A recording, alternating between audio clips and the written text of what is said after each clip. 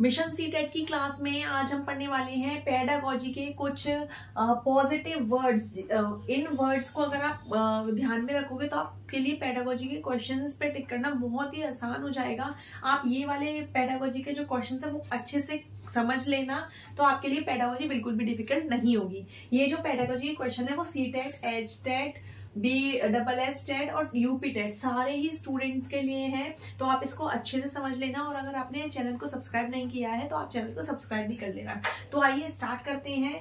अगर ये वाले पॉइंट्स आपके ऑप्शंस में हैं, जो भी क्वेश्चंस पेडागोजी के आए हैं, और अगर उनमें ये वाले वर्ड्स हैं तो आपको तुरंत बिना देखे उन क्वेश्चंस को टिक कर देना है, क्योंकि ये वाले पॉजिटिव वर्ड्स हैं। अगर ये वर्ड्स होंगे तो वो जो भी ऑप्शन है वो बिल्कुल ही सही होगा। तो सबसे पहला जो पॉइंट है व्यापकता, प्रोत्साहन और विस्तार।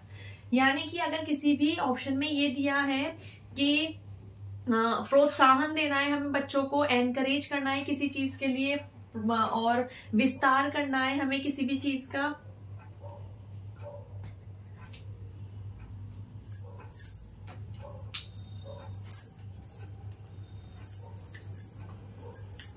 विस्तार करना है हमें भी किसी भी चीज का, या व्यापकता, हमें अपने विषय को व्यापक बनाना है, बच्चों को अच्छे से समझाना है, तो ये वाले जो पॉइंट्स हैं ये बिल्कुल करेक्ट होंगे। इसके बाद है वास्तविक अनुभव। वास्तविक अनुभव, अगर हम बच्चों को पढ़ा रहे हैं और कोई भी ऑप्शन में लिखा है कि हम बच्चों को वास्तविक अनुभव बताते हैं, रियल लाइफ से रिलेट करके हम बच्चों को समझाते हैं, तो ये वाला ऑप्शन भी बिल्कुल करेक्ट होगा।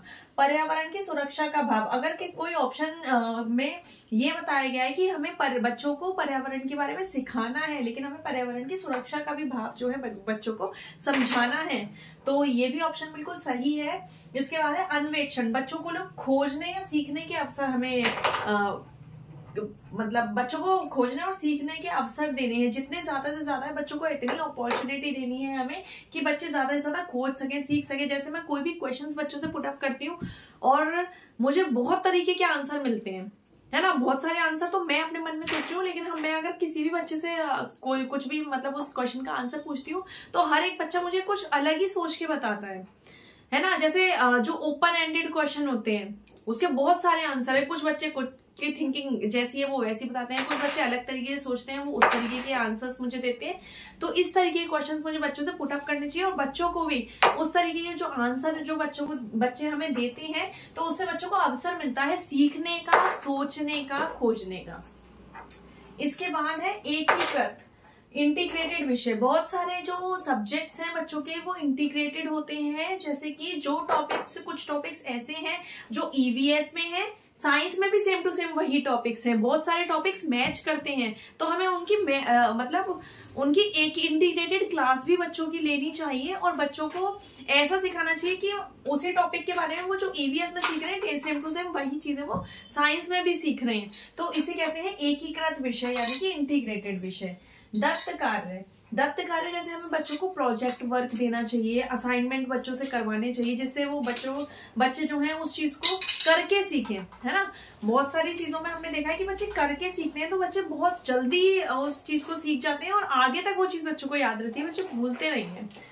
तो दत्त कार्य, असाइनमेंट, प्रोजेक्ट बच्चों से हमें करवाने चाहिए, जिससे बच्चों को सीखने में भी अच्छा है। प्रकृति से संबंधित तथ्य, यानी कि बहुत सारी चीजें जो नेचर से रिलेटेड है, हमें EVS में या जो भी वो है सब्जेक्ट, हमें बच्चों को प्रकृति से रिलेट करके भी चीजों को बताना चाहिए। बहुत सारी नेचुरल चीजें हैं, हम उसी सब्जेक्ट के बारे में पढ़ा रहे हैं, उसी टॉपिक के बारे में पढ़ा रहे हैं, लेकिन अगर हम बच्चों को नेचुरल चीजों के बारे में कोई एग्जाम्पल नहीं दे रहे तो बच्चे कुछ नहीं सीखेंगे, है ना। तो हमें विद एग्जाम्पल्स बच्चों को पढ़ाना है, जो लाइफ से रिलेटेड है या फिर जो नेचुरल चीजें हैं, जो नेचर है हमारा, उसके बारे में भी बच्चों को बताना है।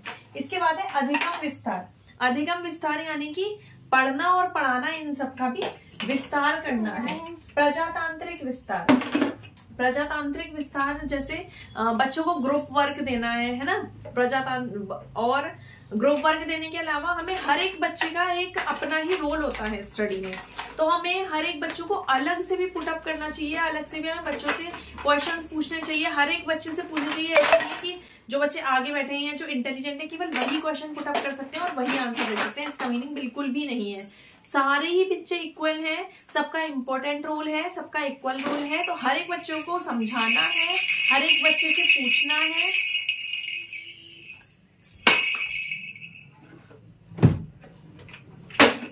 इसीलिए हर एक बच्चे को समझाना है, हर एक बच्चे से पूछना है, हर एक बच्चे का इम्पोर्टेंट रोल जो है वो हमें ध्यान में रखना है। इसके बाद है छात्र क्रियाशील। जो भी हम कार्य बच्चों से करवा रहे हैं, ये नहीं है कि जैसे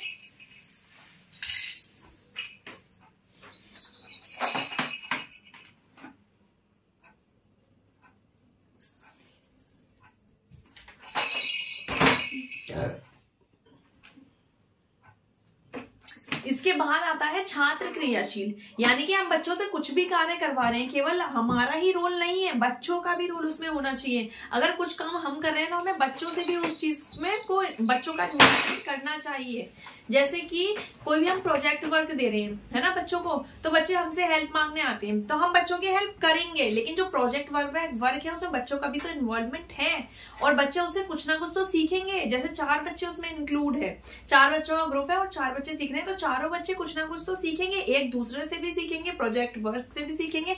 तो ये होता है छात्र क्रियाशीलता। हम पढ़ा रहे हैं, बच्चों को समझा रहे हैं, बच्चों से क्वेश्चंस पुट अप करते हैं, तो इसमें छात्र का भी रोल है, जो क्या कहते हैं स्टूडेंट्स का भी रोल है। तो ये थे कुछ पॉजिटिव पॉइंट्स पेडागोजी के। ये क्लास पार्ट 1 थी, इसके बाद पार्ट 2 भी है, उसमें भी बहुत सारे पॉजिटिव पॉइंट्स बताएंगे। आप केवल इन्हीं पॉइंट्स को कर लो तो आपका बहुत जो पेडागोजी के क्वेश्चन है बहुत सारे तो इजीली आपके सॉल्व हो जाएंगे इन्हीं केवल पॉइंट से। इसके बाद बहुत सारे नेगेटिव पॉइंट्स भी हैं, उसकी भी क्लास आएगी नेगेटिव पॉइंट्स की भी, तो आप ये वाले पॉइंट्स को बहुत अच्छे से क्लियर कर लो, आपको पेडागोजी में बिल्कुल भी डिफिकल्टी नहीं होगी। और अगर अभी तक आपने मेरे चैनल को सब्सक्राइब नहीं किया है तो चैनल को सब्सक्राइब करके वीडियो को लाइक जरूर करें।